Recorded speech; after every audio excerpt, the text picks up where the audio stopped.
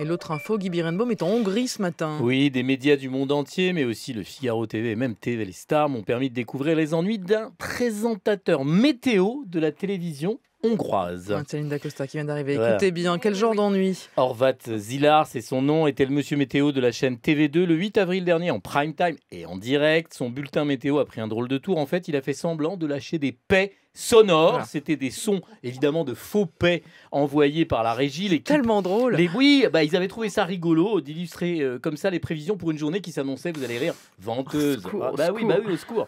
Bon, c'est facile, c'est vulgaire, c'est cracra, mais évidemment, personne, allez voir la vidéo, personne ne peut croire que ce sont des vrais paix, c'est Oui, évidemment... mais même. Bon, alors on entend bien et on voit bien que tout ça, c'est du vent, Fabienne. Et ça lui a coûté.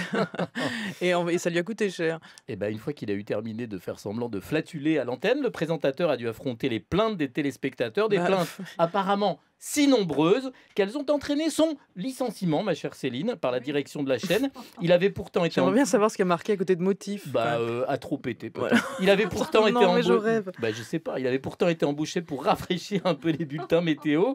Il avait d'ailleurs fait, on peut voir sur internet quelques vidéos marrantes. Il est plutôt rigolo. Mais là, la séance de paix, c'était en trop. Il écrit donc sur sa page Facebook le 25 avril, je le cite, comme mon fils de 4 ans a encore envie que je lui achète des petites voitures, j'ai besoin de trouver un boulot. Il y a son mail. Alors, cher Horvat, je vais m'adresser à vous directement. J'ai un conseil, il faut que vous postuliez à la télévision française.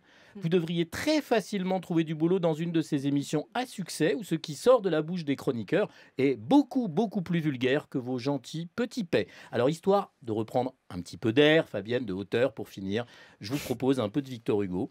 Victor Hugo qui écrit dans Les Misérables, et pour ceux qui veulent trouver l'endroit, c'est livre 1er, chapitre 12.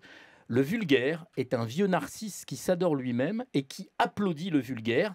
Et vous vous rendez compte que Victor Hugo n'avait même pas la télévision. C'est dingue. Et pour les plus de 35, 40 ans même qui nous écoutent, Oui. n'est pas Misou qui veut. Misou, Voilà. mais il faut dire, c'était Bruno Carrette. Ouais. C'était formidable, c'était sur À Canal+. l'époque des nuls, c'était il y a très longtemps. Voilà, il pétait très bien.